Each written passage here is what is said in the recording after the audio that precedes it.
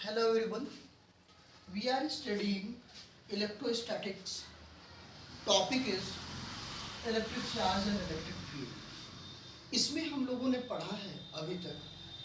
Last heading थी हम लोगों की कूलॉम्स की लॉ और कूलॉम्स की लॉ का वेक्टर रिप्रेजेंटेशन। कूलॉम्स के लॉ से जैसे कि मैंने बताया था, कूलॉम्स के लॉ से न्यूमेरिकल्स आते हैं और कूलॉम्स का लॉ कभी कभी डेराइव्ड करने के लिए भी आता है। इसके साथ साथ इसका वेक्टर रिप्रेजेंटेशन भी न्यूमेरिकल्स आते हैं और इसको भी डेराइव्ड करने के लिए यदा कदा पूछा करता है। दोनों बहुत ही इंपॉर्टेंट हैं और इम्पॉर्टेंट इसलिए हैं क्योंकि इसी से आगे के प्रोसेस के जितने भी डेरिवेशंस होंगे या क्वेश्चंस होंगे वो इसी को फॉलो करते हुए आगे बढ़ेंगे। ओके, तो आज का जो टॉपिक्स है बच्चों वो है force between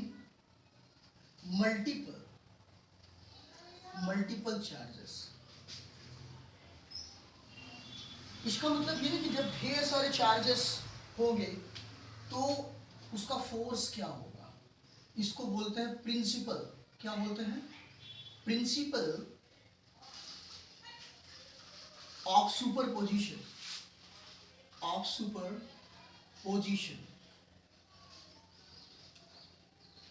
principle of superposition क्या है, मैं इसकी लैंग्वेज राइट करूंगा। इससे पहले मैं आपको डायग्राम बना के बता दे रहा हूं। Why the way two charges इस तरह से स्टेबल है, Q1 एंड Q2, लेकिन ये मल्टीपल चार्जेस तो नहीं है, तो इनके बीच का जो फोर्स होगा वो क्या होगा? क्योंकि ये आइसोलेटेड है, दोनों पॉइंट चार्ज आइसोलेटेड होते हैं, इनके बीच में फिक्स डिस्टेंस होती है, तो इनके बीच का जो फोर्स होगा वो क्या होगा? कूलॉम्स का लॉ आपने पढ़ा 1/4 pi epsilon naught Q1 Q2 upon R²। ठीक है, लेकिन मल्टीपल चार्जेस होंगे तो क्या होगा? अब देखिए हम मल्टीपल चार्जेस बनाते हैं। जैसे ये देखिए हमारा Q1 है और Q1 से ये हमारा Q2 है, दोनों के बीच में फोर्सेस क्या होगा? इसके बाद Q3 है, वाई जब Qn भी है, मतलब इनफाइनाइट है, मल्टीपल है, ढेर सारे हैं। ये Q1 चार्जेस से स्टार्ट हुआ और ढेर सारे मल्टीपल चार्जेस आपके इस तरह से, ये देखिए। अब इसके बाद ये मल्टीपल चार्जेस के साथ मल्टीपल फोर्स भी होंगे इसके। देखिए मल्टीपल क्या होंगे? फोर्स इसके लिए और इसके लिए। तो देखिए ये Q3 है ना, तो Q3 और Q1 के लिए जो है मल्टीपल फोर्स बनेगा। जो फोर्स अप्लाइड होगा Q1 और Q3 के लिए तो उसको बोलेंगे F13। अब देखिए ये Q1 और Q3 के लिए अप्लाइड फोर्स है, ओके। उसके बाद देखिए किसी को भी देख लीजिए Qn और Q1 के लिए, तो Q1n और यहाँ पे आप F राइट करेंगे फोर्स, और ये वेक्टर फॉर्म में होगा, इसके डायरेक्शंस फिक्स होते हैं। ये Q1 और Q2 के बीच में जो अप्लाइड फोर्स होगा वो क्या होगा? Vector F। और ये देखिए 1 and 2। 1 2 का मतलब क्या है? 1 के कारण 2 पर अप्लाइड फोर्स, 1 के कारण 2 चार्ज पर अप्लाइड फोर्स, ओके। ये 1n का मतलब क्या है? 1 के कारण n चार्ज पर अप्लाइड फोर्स। ये Q2 और ये Q1 है, फिर F12 बना, तो इसका मतलब है applied force by Q1 to Q2 applied force, okay. इतनी बात तो कॉमन सेंसिबल बातें हैं, कॉमन सेंस की बात है, समझ में आ गई। अब इसके बीच में देखिए डिस्टेंस, Q1 और Q2 के बीच में जो डिस्टेंस और डायरेक्शन होगा उसको R से रिप्रेजेंट करेंगे, R21, ठीक है, कैप लगा लीजिए। एकांक सदिश इसको बोलते हैं, यूनिट वेक्टर डायरेक्शंस को बताएगा और इसकी जगह हम R/mod(r) राइट कर सकते हैं। R की जगह हम R/mod(r) रिप्रेजेंट राइट कर सकते हैं, ओके। इसके बारे में मैंने पीछे वाले वीडियोस में चर्चा किया है, आप देख सकते हो, बहुत कॉमन सेंस की बात है। अब इसके बाद देखिए ये Q3, अब इसका मतलब ये हो गया कि इसका जो डायरेक्शन है वो इंडिकेट कर रहा है। Q1 के कारण Q2 पर जो डायरेक्शन है वो R यूनिट वेक्टर R के द्वारा रिप्रेजेंट होता है। Q1 के कारण Q3 पर जो डायरेक्शन और जो डिस्टेंस रिप्रेजेंट होगा उसको R कैप 31 से रिप्रेजेंट करेंगे और Q1 के कारण Qn पर जो डिस्टेंस और डायरेक्शन रिप्रेजेंट होगा उसको आप रिप्रेजेंट करेंगे किससे रिप्रेजेंट करेंगे Qn1 से। ओके, बहुत बेसिक बात है। तो इस तरह से क्योंकि ये Q1 के कारण है ऐसा, अपोज करेगा डायरेक्शन, डायरेक्शन क्या करेगा अपोज करेगा। आप देखिए इसमें अप्लाइड फोर्स की बात की जाए तो मैं इसके कंडीशंस को बता दे रहा हूं कि जैसे कि Q1 और Q2 के कारण जो फोर्स अप्लाइड हो रहा है, नेट फोर्स जो अप्लाइड हो रहा है उस पर किसी भी प्रकार का कोई चेंजिंग नहीं होगा, या Q1 से Q3 पर जो अप्लाइड फोर्स है उस पर भी कोई चेंजिंग नहीं होगा, ये जो है वो रहेंगे, कांस्टेंट रहेंगे। लेकिन ओवरऑल की जब बात करेंगे मतलब ऐसा नहीं है कि Q1 और Q2 के बीच में जो अट्रैक्शन फोर्स है वो Q3 या Q4 के आ जाने के कारण प्रॉब्लम कर जाएगा। मेरे कहने का सीधा सा मतलब ये है, ध्यान से समझने की आवश्यकता है कि वाइद में राजा दशरथ की 3 रानियां थी, तो एक रानी थी, उसके बाद जो दूसरी या तीसरी रानी आई तो उससे पहली वाली रानी को तकलीफ नहीं हुआ क्योंकि वो संपन्न थे, उनके पास इतनी शक्ति थी।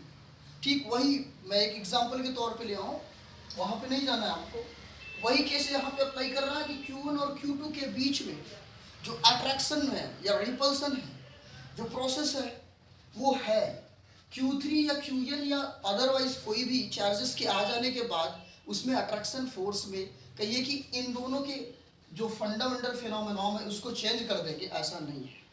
लेकिन हाँ एक चीज जरूर हो जाएगा कि ये ओवरऑल जो अप्लाइड फोर्स है ये सभी का सम हो जाएगा, सभी का क्या हो जाएगा सम, जो इसका नेट चार्ज आएगा, टोटल चार्ज आएगा, टोटल फोर्सेस आएगा, ये सभी चार्जेस के द्वारा अप्लाइड फोर्स के इक्वल हो जाएगा, नेट फोर्सेस। अब इसके मैं वर्ड एंड सेंटेंसेस को राइट कर दे रहा हूं, आप लोग नोट कर लीजिएगा। इफ ए सिस्टम, इसको एक सिस्टम बोलेंगे, तंत्र है ये, लाइफ भी आपका एक सिस्टम है। If A system contains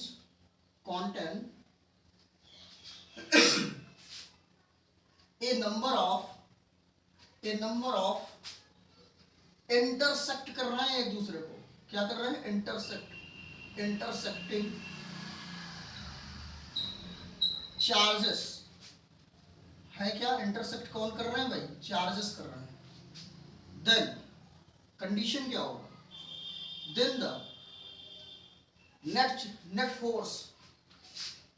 force, इसी को बोलते हैं प्रिंसिपल ऑफ सुपरपोजिशन, इसको deeply. If a system contain a number of NUM है, okay, number of intersecting charges, then the net force on any charge due to, जितनी बातें मैंने बताई उसी को लिख दे रहा हूं, due to the other charges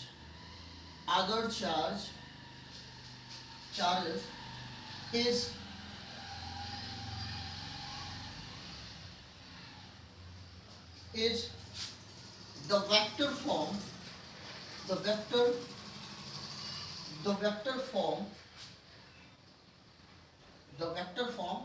correctly write करते जाइए, वेक्टर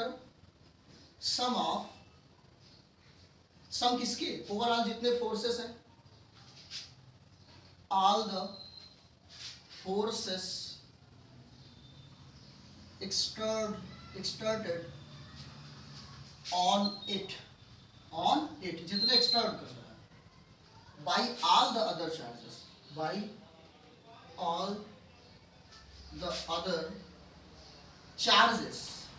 थोड़ा स्टेटमेंट बड़ा है क्योंकि आपको राइट करना पड़ेगा। The individual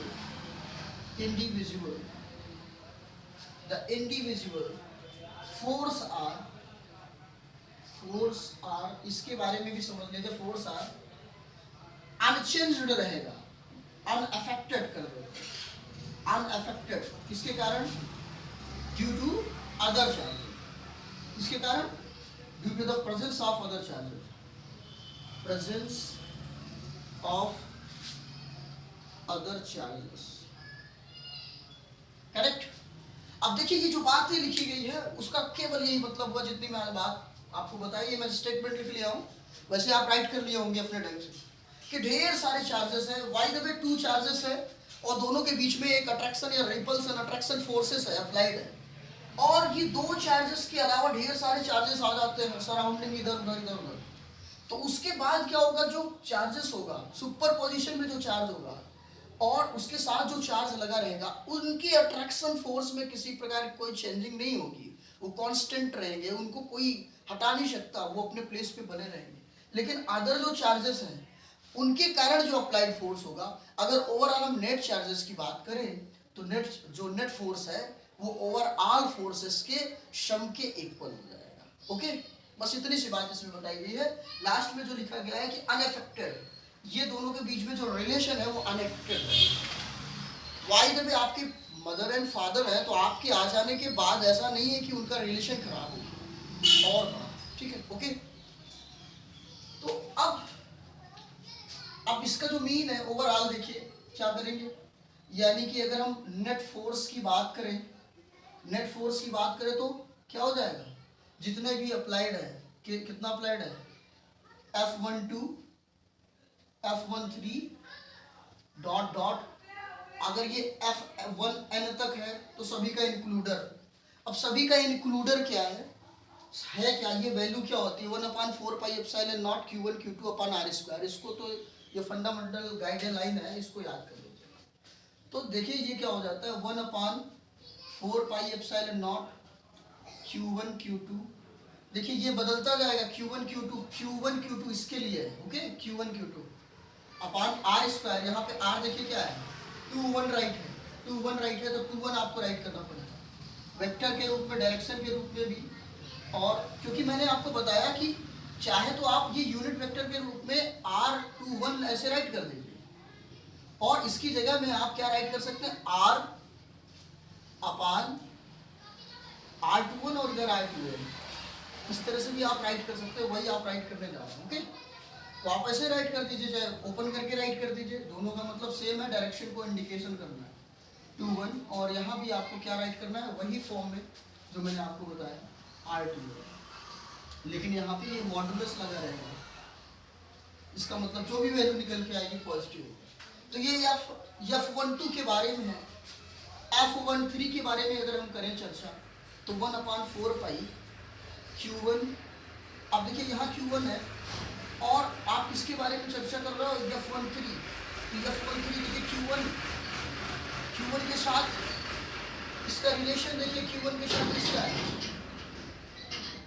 Q1 के साथ 3 देखिए आपका कहाँ है, ये Q2 ये Q3, तो Q1 और Q3, और इसके बाद R की जगह में क्या राइट करेंगे, R की जगह में 3 1, R की जगह में आप क्या राइट करेंगे 3 1, डायरेक्शन देंगे, मॉडुलस करेंगे, इसकी वैल्यू ये होती है, ज़्यादा कंफ्यूज होने की आवश्यकता नहीं। इसी तरह से और इंक्लूड करते जाएंगे, फाइनली आपको राइट करना है 1/4 और Q1 QN R फैक्टर, और यहाँ पे क्या हो जाएगा देखिए क्या है, राइट करिए, जैसे डिस्टेंस क्या है 1n, ओके, और यहाँ पे R वेक्टर के रूप में n, तो ये इसका इंक्लूडर हो गया। ये ओवरऑल नेट फोर्सेस हो गया, क्या हो गया नेट फोर्सेस, ओवरऑल फोर्सेस। आपको थोड़ा सा कंफ्यूजन लग रहा होगा कि सर अभी तो आपने चर्चा किया था कूलम्ब्स के लॉ में 1/4 pi epsilon naught Q1 Q2 upon R square. Dear students, यहाँ पे डायरेक्शन हमें शो करना होता है, डायरेक्शन शो करना होता है, उसका मैग्नीट्यूड शो करना होता है, इसके लिए हमें इसे राइट करना होता है, और प्रीवियस वीडियो में मैंने बताया कि कैसे क्या है। और स्टूडेंट्स आपको बता दूं यहाँ पे जो 2 1 है इसको R1 माइनस R2 भी राइट कर सकते हैं, R1 माइनस R2, इसका मतलब क्या है कि जो डिस्टेंस है R1 से होकर R2 पर है, इसका जो मैग्नीट्यूड है R1 से माइनस करने के बाद R2, और जो रिमेन होगा वही इसके डिस्टेंस इसके मैग्नीट्यूड को बताएगा।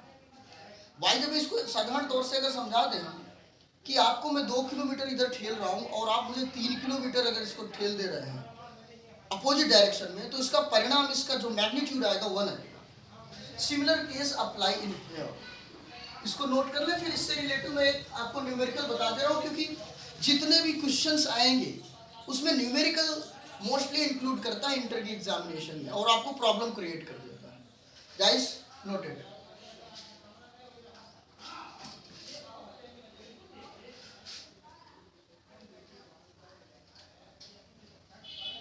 अब देखिए एक मैं एग्जांपल लेता हूं और एग्जांपल के जरिए से आपको सॉल्व करके बताऊंगा।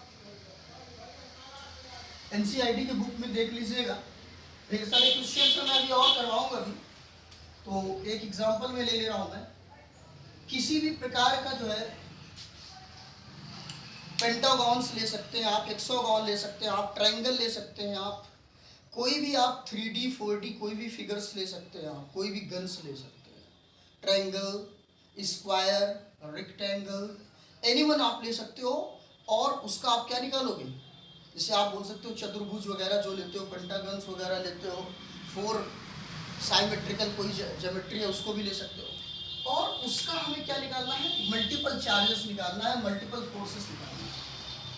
How can we find, this is very easy. We take an example, this is triangle. और ये कैसा ट्रायंगल है भाई, ये इक्विलैटरल ट्रायंगल है। हमारे पास एक ट्रायंगल है इक्विलैटरल, मतलब जिसकी ईच साइड इक्वल है, ये ए है और ये भी साइड इक्वल, ये भी साइड इक्वल। यहाँ पे चार्जर इक्विलैटरल जो होते हैं वो 60 डिग्री का एंगल भी क्रिएट करते हैं, सबको पता है। चार्जेस अप्लाई होंगे, इसको आप बी साइड कर लो, और बी साइड अगर कर रहे हो तो इसको ए साइड कर लो, ये सी साइड हो गया, A B C. Okay, charges भी देखिए, यहाँ पे प्लस क्यू, यहाँ भी प्लस क्यू, यहाँ भी प्लस क्यू। तो क्या होगा, सब में प्लस क्यू है तो अट्रैक्शन होगा कि रिपल्सन, रिपल्स करेगा, रिपल्स करेगा। ओके, प्रतिकर्षण होगा इसमें। अब देखिए ध्यान दीजिए, अगर ये इसकी अगर कंडीशन करें तो ये आगे बढ़ेगा, और बढ़ने के बाद यहाँ 60 डिग्री का एंगल होगा, क्योंकि ये भी 60 डिग्री का एंगल है, आपको पता है। ठीक है, जब कोई लाइन इंटरसेक्ट करती है तो जितने भी अल्टरनेटिंग एंगल हो, टर्मिनेटिंग एंगल हो, अपोजिट एंगल हो, वो सब इक्वल होते हैं। ये देखिए अपोजिट एंगल है 60 डिग्री टू 60 डिग्री। अब यहाँ ध्यान से देखिए, अब अगर ये कहे ये सी पॉइंट है, इस सी पॉइंट पर चार्ज का कैलकुलेट करिए, ए से बी और बी से सी, यानी कि बी से सी और ए से सी, दोनों चार्जेस को अगर आप इंक्लूड कर दोगे चार्जेस के फोर्सेस को, तब इसका इंक्लूडर आ जाएगा। और इसके लिए आपको थोड़ा सा क्लास 11th में जाना होगा। इसमें आप वेक्टरों का सम देखे थे, सदिश राशियों का, वेक्टर क्वांटिटीज का आपने सम देखा था। यहाँ पे थोड़ा सा हमें यूज करना पड़ेगा उस फैक्ट फार्मूले के लिए। तो यहाँ पे देखिए हम थोड़ा सा निकालते हैं, एफ ए सी निकालते हैं, force applied in A to C, force applied A to C, ये तो क्या होगा 1/4 पाई एप्सिलॉन नॉट, होता है कि नहीं होता। अगर इसको हम कांस्टेंट राइट कर लें, जैसे कि ज़्यादा बार बार राइट नहीं करना पड़े, तो हमने लिख दिया कांस्टेंट, उसका मतलब वही है। और देखिए चार्जेस सब जगह वही है, तो Q1 Q2 दोनों वही है, तो Q स्क्वायर। और अपान में क्या होता है, अपान में आपका क्या होगा, K Q square 1/4 pi R square, क्या बचा R स्क्वायर। तो K Q square upon R square, इसको अगर आप राइट करना चाहो तो 1/4 pi epsilon naught Q square upon R square, you have to write written. आप इसको भी राइट कर सकते हो, नो एनी प्रॉब्लम। तो force applied between A to C, A और सी के बीच में जो फोर्स अप्लाइड है अट्रैक्शन, वो ये हो गया। अब फोर्स अप्लाइड ए टू सी हो गया, ए टू सी हो गया। अब फोर्स अप्लाइड अगर आप करिए बी टू सी, तो वो भी सेम आएगा, K Q square upon R square, क्योंकि जो चार्जेस है, जो डिस्टेंस है वो इक्वल है। और यहाँ पे जो आर स्क्वायर है वो ए है, क्या है, ए स्क्वायर, डिस्टेंस आपका राइट है, लिखा हुआ है। अब देखिए एक फंडामेंटल आपको फोर्स बताऊं, नेट फोर्स के बारे में। नेट फोर्स आपको निकालना है, नेट फोर्स अप्लाइड करना है, तो आपको बता दूं मैं, A square plus B square plus 2ab आप लोगों ने रीड किया है, यानी कि 2ab F1 F2 और इनटू क्या होता है कॉस, है ना, इनटू क्या होता है कॉस। तो डिग्री कितनी बन रही है, कॉस कितनी बनेगी, कॉस बनेगी 60। कॉस 60 की वैल्यू कितनी होती है ये भी नहीं पता। साइन 60 की वैल्यू कितनी होती है √3/2। कॉस 60 की वैल्यू क्या होगी 1/2। तो अब देखिए इस फोर्स अप्लाइड को F1 का कैलकुलेशन करिए, F1 कितना है। तो फोर्स तो सब में बराबर है, फोर्स जो है फोर्स इसमें और इसमें दोनों में बराबर है। F स्क्वायर कर सकते हैं आप या F1 स्क्वायर कर सकते हैं, F square plus F square plus 2F square और cos 60 की जगह 1/2, 2 कैंसिल और हेयर वी हैव 1 2 3 कितने हो गए 3F square. We can write it F√3, F√3। अब ये जो F√3 आया, F की जगह आप क्या राइट कर सकते हो, F की जगह ये पूरे प्रोग्राम्स को राइट कर सकते हो Q²/A²। इसकी जगह आप 1/4 ये नेट फोर्स आ गया 1/4πε0 भी राइट कर सकते हैं। इस तरह से इसका सॉल्यूशन निकल के आ गया, ठीक है। और ये देखिए 60 की बजाय 30 डिग्री का एंगल ये क्रॉस आउट करके बनाएगा, ओके, ये 30 डिग्री का एंगल बनाएगा, ठीक है, क्योंकि इसको बिटवीन से अगर बीच से एक लाइन किया जाए तो 30 डिग्री का एंगल बनता है। फिलहाल इतनी चीजें आपको समझ में आ गई कि KA² और ये क्या आ गया आपका Q² एंड A²। K की जगह आप 1/4πε0 लिखेंगे। ये टोटल फोर्स हो गया, नेट फोर्स हो गया। क्या हो गया ये नेट फोर्स, ठीक। तो इस तरह से इस क्वेश्चंस को सॉल्व करना होगा। अब आपको पता है कि अगर फोर साइडेबल कोई डायग्राम देता है तो आपको 2 साइड का निकाल लेना है जिसके लिंक पर दे रहा है। वाई द जैसे अगर सी पॉइंट पे निकालना है तो आप A to C और B to C दोनों को निकालेंगे, फोर्सेस कितना है, फिर उसको इंक्लूड कर देंगे क्योंकि यही फॉर्मूला आपको कह रहा है। इंक्लूड करने के लिए वेक्टर वाले फॉर्मूले लगेंगे। ओके, इसको नोट कर लीजिए और बार बार इसको थोड़ा सा सॉल्व करिए, बहुत ही इजी है। फिर हम नेक्स्ट टॉपिक पे चर्चा करते हैं।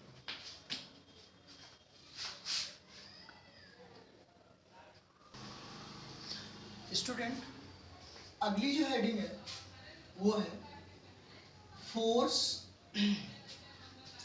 Due to continue charges, due to continue charges. Continue charge के कारण फोर्स क्या होगा। वैसे तो आपने देखा होगा कि फोर्स का जो डिविजन्स है, फोर्स का जो डिस्ट्रीब्यूशन है, sorry, force due to continue charge. Force का देखिए जो चार्जेस का डिस्ट्रीब्यूशन है, वैसे तो आप जानते हैं कि नंबर ऑफ इलेक्ट्रॉन होता है 1 electron 2 electron plus minus 3 electron, इस तरह से इसका डिवीजन होता है। क्वांटाइजेशन आपने पढ़ रखा है, तो क्वांटाइजेशन के अकॉर्डिंग इस तरह से इसका डिवीजन होता है।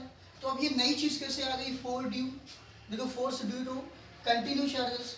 ये कंटिन्यू चार्जेस क्या है डियर स्टूडेंट्स, ये तो चार्जेस है कि किसी भी ऑब्जेक्ट में जो चार्ज होगा वो ये 1 इलेक्ट्रॉन होगा या 2 इलेक्ट्रॉन होगा या 3 इलेक्ट्रॉन होगा, बिकॉज वेरी स्मॉलेस्ट जो चार्ज है, सबसे छोटा जो चार्ज है वो है इलेक्ट्रॉन।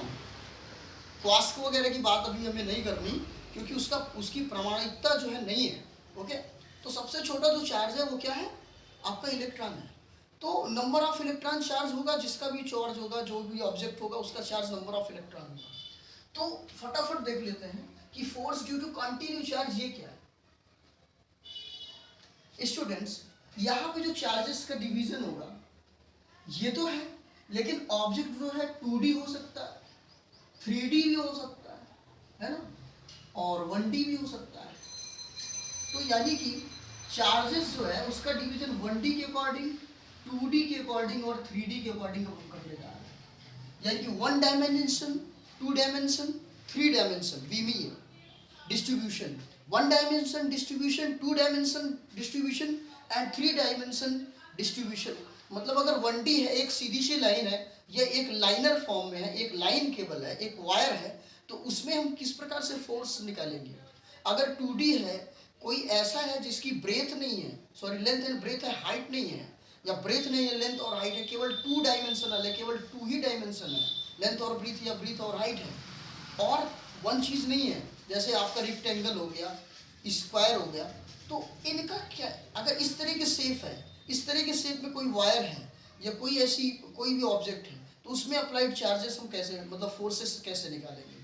कोई चीज़ 3D है, क्यूबिकल इवेंट है, क्यूबिकल है कोई ऑब्जेक्ट या स्पेरिकल है, ठीक है, तो उसमें हम किस प्रकार से चार्जेस का कैलकुलेशन करेंगे और फोर्स अप्लाइड होगा, उसके बारे में हम चर्चा करेंगे। तो सबसे पहले इनकी डेंसिटी आपको निकालना आवश्यक है। How can you find the density? It is very easy, आप देखते जाइए और मैं खिसकाता जाऊँगा। तो जो 1D है उसका मतलब है लीनियर, क्या है? Linear distribution of charges, linear distribution of charges. इसके लिए 1D के लिए हम इसकी डेंसिटी निकालेंगे। डियर स्टूडेंट्स, अगर ऐसा हो, देखिए डेंसिटी देखिए, लीनियर डिस्ट्रीब्यूशन चार्जेस के लिए इसकी डेंसिटी देखिए, इसकी डेंसिटी देखिए, लीनियर डेंसिटी, या तो आप बोलिए linear charge density. Linear charge density क्या होगा, ध्यान से समझिए। अगर कोई इस तरह से कोई ऑब्जेक्ट है, अभी मैं इसका एक्चुअल डायग्राम बनाऊंगा और आपको बताऊंगा, ये क्या लेंथ है, ये क्या है लेंथ, और इसमें अप्लाइड चार्ज क्या है क्यू, तो इसकी डेंसिटी क्या होगी, इसकी डेंसिटी क्या होगी, डेंसिटी को रिप्रेजेंट करेंगे, लीनियर चार्जेस डेंसिटी को रिप्रेजेंट करेंगे लैम्डा से। आपको याद रखना है Q upon L, Q upon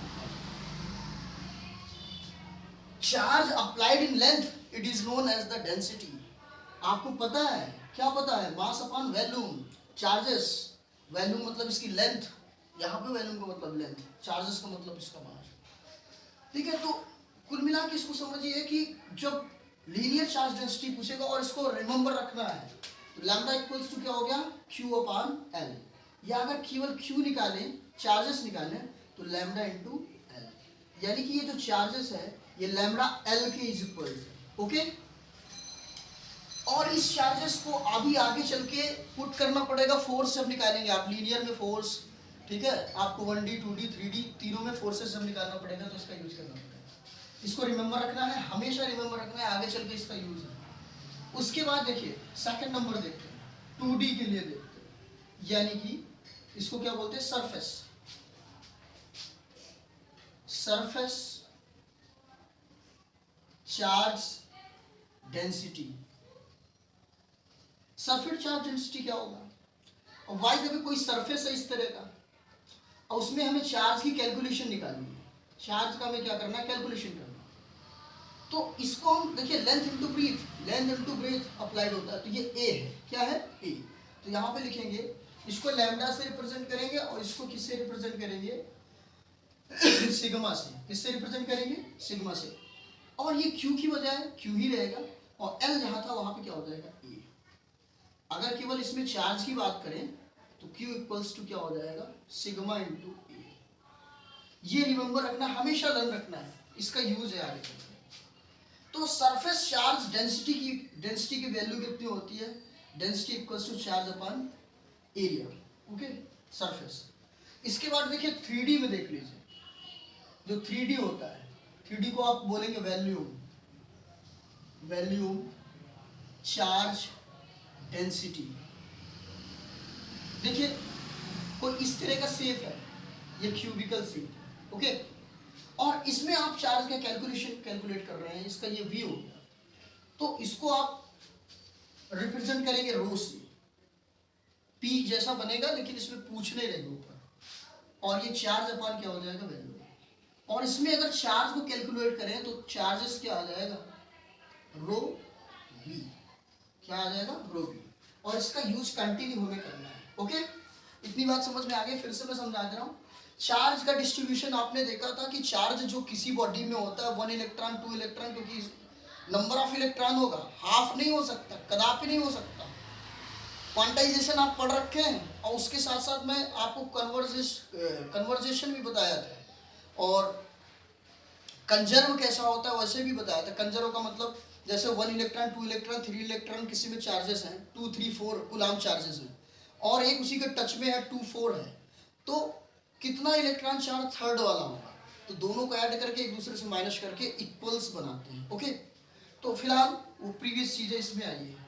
तो लीनियर चार्ज डेंसिटी में आप करेंगे जो लाइन होगा उसको एल से लेंथ को रिप्रेजेंट करेंगे, चार्ज अपॉन लेंथ, और सरफेस चार्ज डेंसिटी में आप चार्ज अपॉन एरिया, और देखिए वैल्यूम चार्ज डेंसिटी में चार्ज अपॉन वैल्यूम। ओके, इसको नोट कर लें, फिर आगे हम इसके डिस्ट्रीब्यूशन ऑफ फोर्सेस, अभी तो डिस्ट्रीब्यूट कर दिया हमने, फोर्स अभी हमारा बचा है तो हम फोर्स डिस्ट्रीब्यूट करेंगे। ओके, फोर्स कैसे नोट करिए fast student.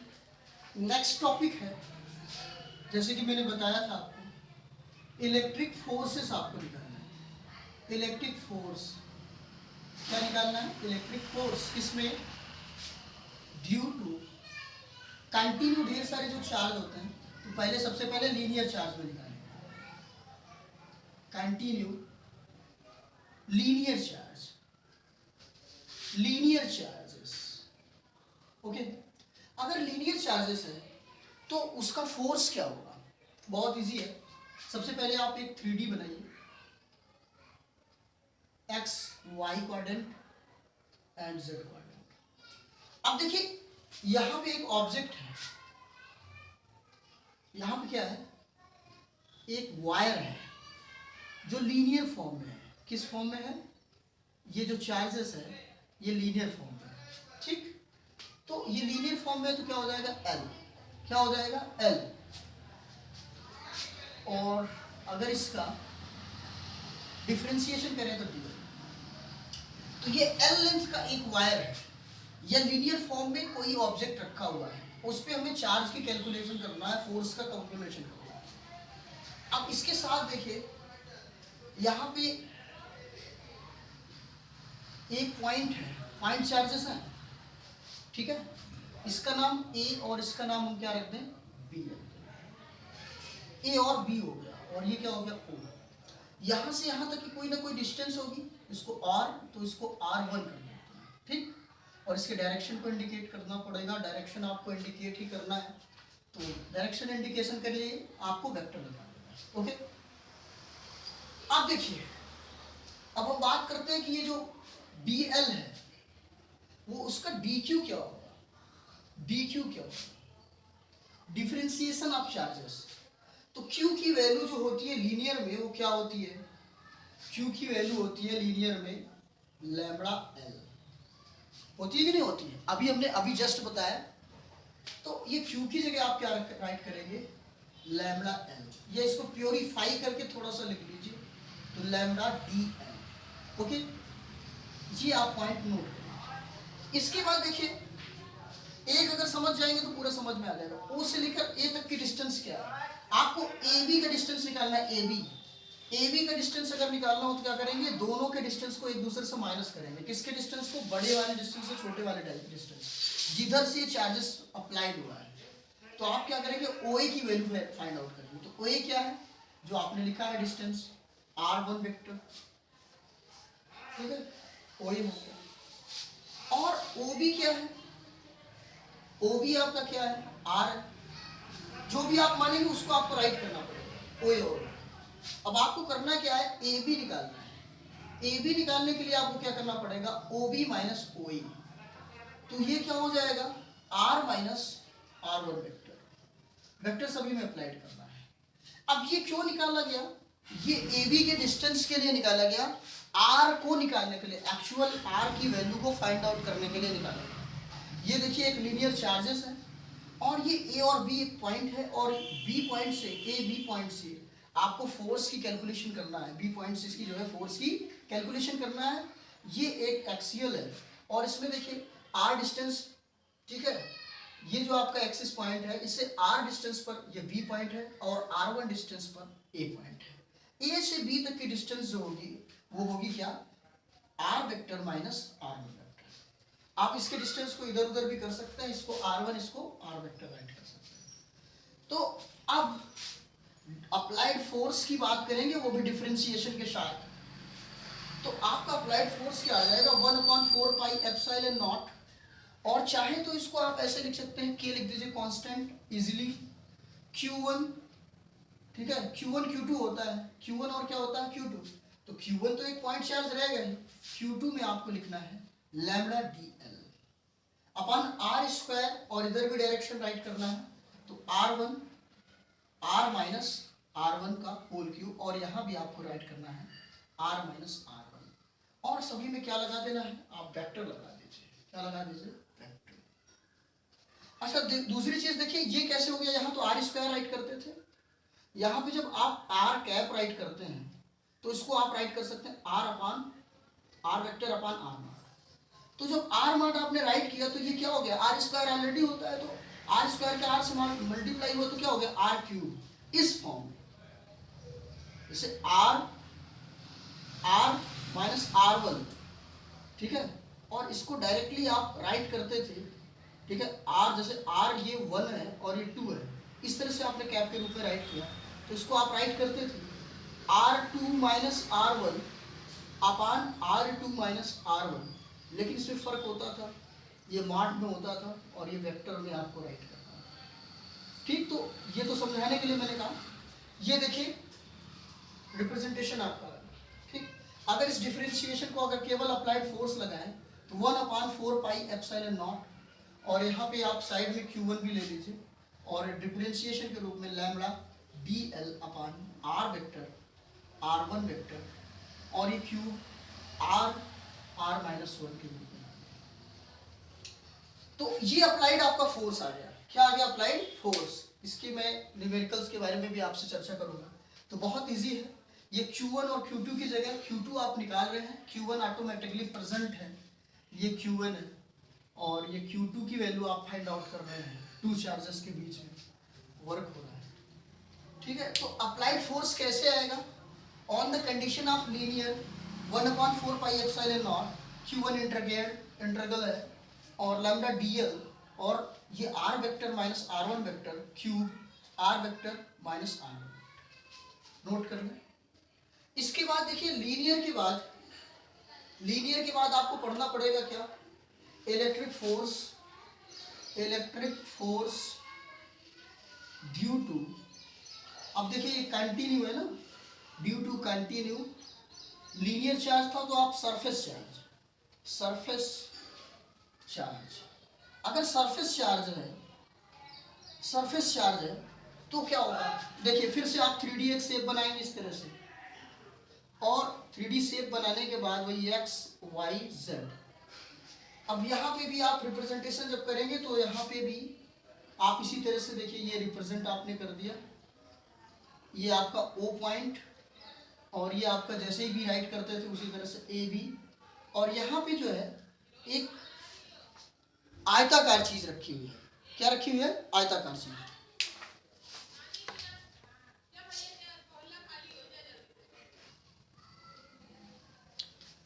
Electric force due to continuous surface charge, बात करेंगे सरफेस चार्ज की, तो जैसे आप इसमें DL राइट करते थे, ये आपका चार्जेस है, तो आप यहाँ पे DS राइट करेंगे, ओके।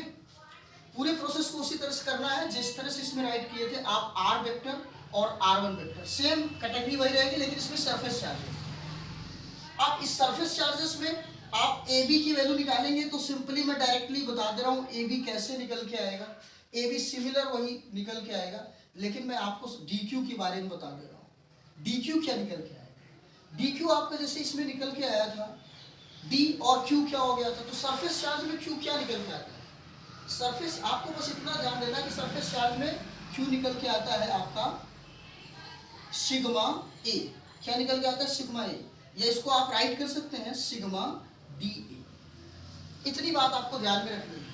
और AB के बारे में चर्चा करूंगा तो AB सिमिलर वही रहेगा, R वेक्टर इस तरह से आप लगा देंगे R माइनस, ठीक है, सेम रहेगा, R सभी में वही रहेगा, केवल Q चेंज होता है, ध्यान दीजिए।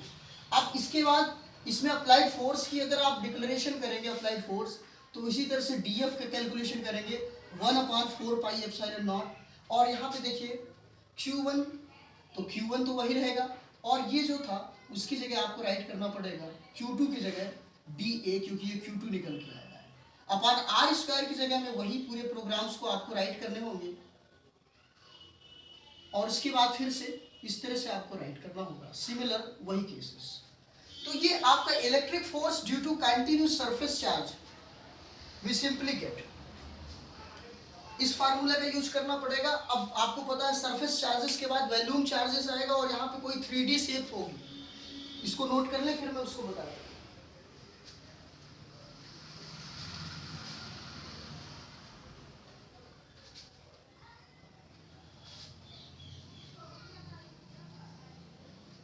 देखिए ध्यान दीजिए, यही जो शेप था इसी में एक चेंजिंग कर देते हैं। Electric force due to continue volume charge, this is also very easy.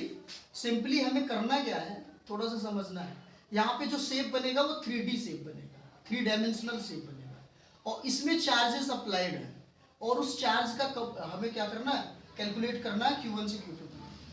यहाँ ए पॉइंट है, ए पॉइंट पे चार्ज अप्लाई है। अब यहाँ पे अगर हम कैलकुलेशन करेंगे तो सबसे पहले आपको निकालना पड़ेगा वही dq। How can we find, this is very easy to solve. dq के लिए आप समझिए कि ये वैल्यूम में q कैसे निकलता था, डेंसिटी उसकी क्या रहा करती थी, बस इतनी सी बात आपको ध्यान देनी है, और पूरे प्रोग्राम्स उसी तरह से आ जाएंगे। जैसे मैंने बताया था आपको, इसमें भी आपको dq निकालना है, तो d तो आपका यही रहेगा, और q के लिए आपको जाना पड़ेगा वहीं पे, और q के लिए आपको मैंने बताया था क्या होगा,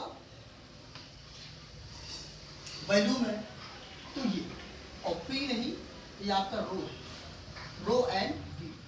और इसको अगर आप क्लियर राइट कर लीजिए तो d ये रो और d और आपका v, ये आपका dq हो गया, यानी कि चार्जेस हो गया, ये q2 की वैल्यू हो गई।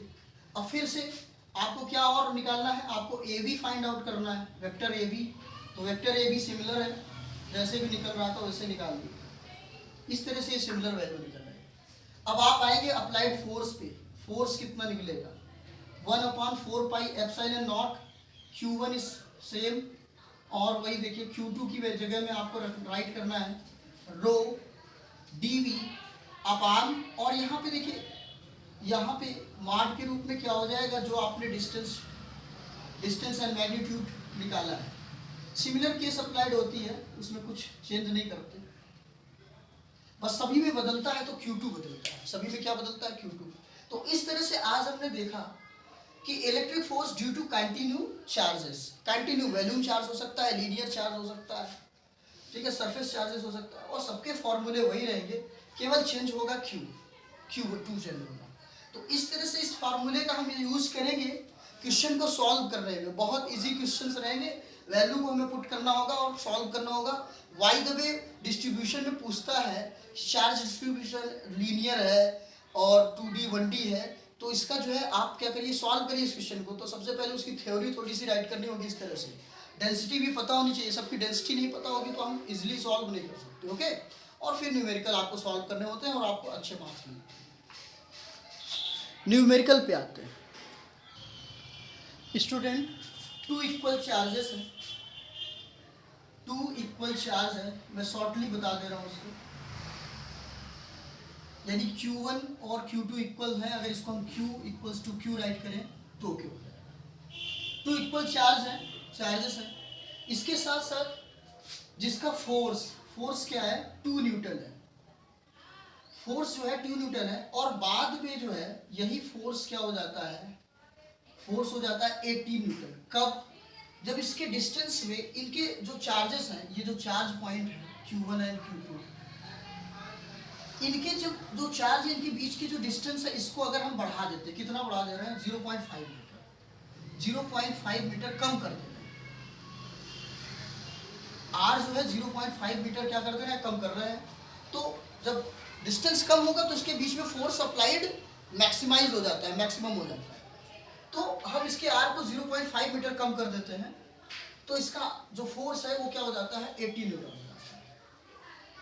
तो आपको कैलकुलेट करना है कि आर की वैल्यू क्या होगी, what is the value of r, we have to find. मतलब पहले आर की वैल्यू कितनी थी, बाद में तो पता चला कि आर इतना कम किया जा रहा है, लेकिन पहले आर की वैल्यू थी कितनी, we have to solve. This is very easy. We take a formula F equals to 1 upon 4 pi epsilon naught q1 q2 upon r square. Coulomb's law. From Coulomb's law. Law को मतलब जानते हैं ना, जो universal truth होता है, जिसको विश्व के सारे साइंटिस्ट लोग क्लियर कर देते हैं कि यह सत्य है, असत्य नहीं कर पाते, वो लॉ होता है, नियम, ठीक है, साइंस में। तो 1 upon 4 pi epsilon naught q1 q2 upon r square. अब यहाँ पे थोड़ा सा समझना है कि q1 और q2 क्या है, सेम है। तो f equals to 1 upon 4 pi epsilon naught और q1 q2 की जगह q स्क्वायर कर देना, r स्क्वायर, ठीक। अब ये जो r, देखिए फोर्स जो है, फोर्स पहले कितना था, 2 था, फर्स्ट कंडीशन में कितना था, 2 था। उसके बाद सेकंड कंडीशन में 18 हो जाता है, लेकिन उस कंडीशन में एक बात और हो जाती है, r जो है माइनस होता है, r क्या होता है, 0.5 कम हो जाता है। This condition, after this condition this value will happen f।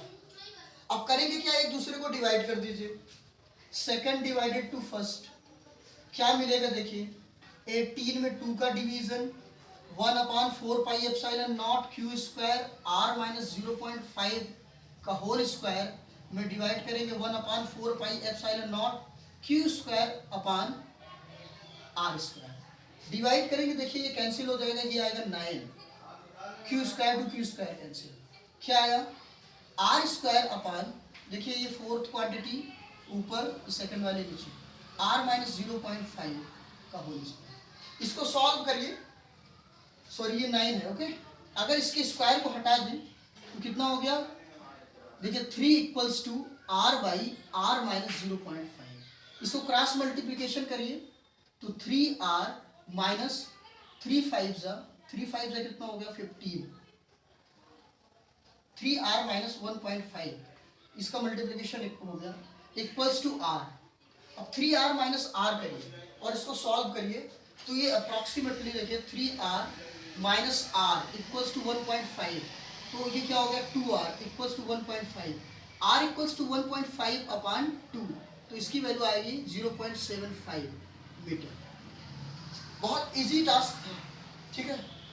और इसके चार्ज की कैलकुलेशन करिएगा, चार्ज की, वाई द वे पूछ रहा है इसका चार्ज था कितना, q, तो एनी वन इक्वेशन में आपको पुट करना होगा, equation number first r second में 0.75 पुट कर देना है, किसकी जगह, r की जगह में पुट कर देना है, बाकी इसकी वैल्यू तो आपको पता ही है। तो सॉल्व करिएगा, निकल के जो आएगा मैं आपको बता दे रहा हूँ, समथिंग 1.2, समथिंग जो चार्ज आके निकलेगी 11.2 निकलेगी माइक्रो कूलॉम, यानी कि माइक्रो कूलॉम का मतलब 11.2 इंटू 10⁻⁶ कूलॉम, ये निकल के आएगी अप्रॉक्सीमेटली, ओके। सॉल्व कर लीजिएगा, कंफर्म हो जाएगा, बहुत इजी क्वेश्चन है। क्या करना है, ये r की वैल्यू को पुट कर देना। वंस अगेन मैं आपको दिखा दे रहा हूँ, देखिए फोर्स 2 न्यूटन था, दो चार्जेस के बीच में जो अप्लाइड फोर्स था वो था 2 न्यूटन। कितना न्यूटन था, 2 न्यूटन। लेकिन हुआ क्या कि इसके r को, इन दोनों चार्जेस के बीच के डिस्टेंस को कम कर दिया गया, कितना, 0.5 मीटर। जब डिस्टेंस कम कर दिया जाता है तो फोर्स, अप्लाइड फोर्स क्या होता है, बढ़ जाता है, तो उसका फोर्स क्या हो गया, 18 newton, according to NCERT question में आपको बता रहा हूँ। अगर ये 18 न्यूटन अगर इसका फोर्स हो जाता है बाद में, तो इसकी कंडीशन लिखते हैं, condition number first, F equals to 1 upon 4 pi q1 q2 upon r square, ये तो कूलॉम्स लॉ हो गया। अब देखिए यहाँ r स्क्वायर तो r स्क्वायर, q1 q2 की जगह q स्क्वायर, क्योंकि चार्जेस इक्वल चार्जेस, यहाँ पे मैंने पहले बता दिया 2 इक्वल चार्जेस, पॉजिटिव या नेगेटिव बोथ, कुछ भी हो सकता है। अब देखिए r की वैल्यू हमने क्या की, 0.5 कम कर दी, दिस कंडीशन अप्लाई है। अब देखिए एक दूसरे का हमने क्या कर दिया, डिवाइड कर दिया, डिवाइड करने के बाद सॉल्व किया, 0.75 मीटर आ गया। ये क्या आ गया, r, डिस्टेंस बिटवीन टू क्या चार्जेस, टू चार्जेस के बीच में जो डिस्टेंस था 0.75 था। और अगर हम बात करें कि चार्जेस क्या था, तो इस वैल्यू को q की जगह पे आप रख दीजिए, q की जगह रख दीजिए, r तो पता ही है, r को ये रखिए और q की जगह आप राइट कर दीजिए, q की जगह, q तो आपको फाइंड आउट करना है, r की जगह 0.75, इसकी जगह आपको पता ही है क्या राइट करना है, 9.0, ठीक है, ओके। नेक्स्ट टॉपिक देखिए, आज मेरे पढ़ाने का मकसद ये था कि इलेक्ट्रिक चार्जेस को हम फिनिश करें, कुछ और न्यूमेरिकल्स हैं उसको मैं बाद में क्लियर कर दूंगा। इलेक्ट्रिक चार्जेस आपका फिनिश हो गया। अब इलेक्ट्रिक फील्ड, इसकी इंटेंसिटी, आगे मैं फील्ड बताऊंगा, उसके बाद इंटेंसिटी बताऊंगा। आप लोग देखें, इसको बार बार देखें और देखने के बाद नोटबुक बनाएं और जहां भी जो प्रॉब्लम्स हो, जिस भी वर्ड्स में, जिस भी सेंटेंसेस में, जिस भी अंडरस्टैंडिंग में प्रॉब्लम्स हो, आप क्लियर कर सकते हो मुझसे। कमेंट सेक्शन में जाके कमेंट करो, व्हाट्सएप नंबर पे आप मैसेजेस करो, उसकी पिक्स कट करके स्क्रीनशॉट लेके मेरे पास सेंड करो कि सर इसका मीन समझाइए, मैं बताऊंगा। ओके, और नेक्स्ट टॉपिक पे हम चर्चा करेंगे। Thank you for this class.